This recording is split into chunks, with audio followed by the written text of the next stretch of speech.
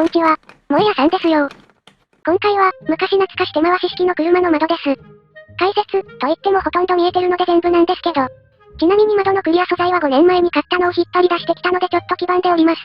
窓ってラック&ピニオンで動いてると思ってたんですが、それだと確かに下げた時にいろんなところがガスッといっちゃいますよね。実際にはこういうパンタグラフっぽいものだったり、ワイヤーっぽいものだったりで動いてるそうです。ウィンドウレギュレーターで調べるといっぱい出てくるので、気になる人は調べてみてね。一応作る時に入れたポイントを2点紹介するとですね。ここに、カサバ歯車からのウォームギアが入ってまして、これがないとどうなるかというと、こんな感じで窓が落ちてきます。ウォームギアの特徴として、ウォームギアからは歯車回せるけど、逆は回らないっていう特徴があります。もう一点は、ここのパンタ、に分割になってまして、可動域を広げるためにこうしてるのかなと思って設計してみました。ここのラインより下まで行けるようにしています。はい、というわけでいかがだったでしょうか。楽しんでもらえたらチャンネル登録、高評価、コメントもよろしくお願いします。まったねー。